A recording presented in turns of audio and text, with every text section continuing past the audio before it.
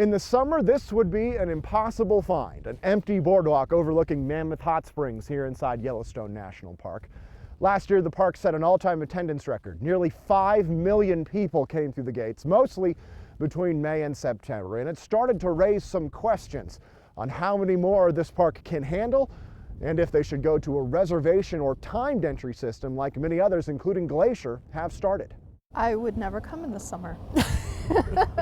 And Deborah Rigg isn't alone. Most of the people in Yellowstone on this winter day said they were here because most others aren't. One of the things we like to do when we travel is come during times when there's not so many people. What I've seen with the line of cars, the crowds of people, just deters me. Yellowstone keeps yearly attendance records going all the way back to 1904. That year, 13,727 visited the park. By comparison, more than 1 million people visited in just July of 2021. It's the first time the park has ever eclipsed 1 million in a single month. Yeah, it is very concerning. Yellowstone Superintendent Cam Shawley spoke at a virtual event in January addressing some of the park's current plans for the surge. We're working on quite a few microgeographic visitor management actions. Obviously, as visitation goes up, those actions will need to be more aggressive. One of the plans includes shuttle buses to reduce traffic to some of Yellowstone's busiest spots.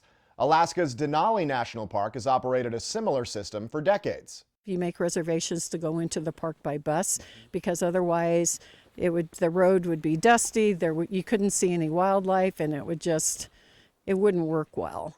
Denali is one of many parks now requiring reservations for at least some of its attractions.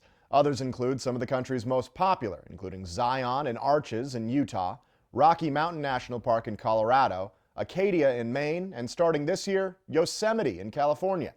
For the second straight year, you'll also need a reservation to drive the Going to the Sun Road in Glacier. Reservations start Wednesday, by the way.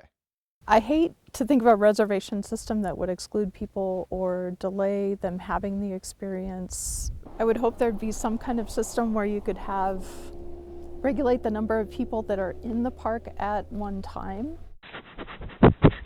A final part of the equation to consider, what are record numbers of humans doing to the natural Yellowstone habitat? Climate change, obviously, is probably the single biggest threat to Yellowstone. Yellowstone is so iconic because it is a vast natural area that can be kind of a last refuge for some of these species. And so I think it's very important to manage the park in a way that we can be protective of those species. It's the #1 issue the park will face over its next 150 years. Casey Conlon, MTN News.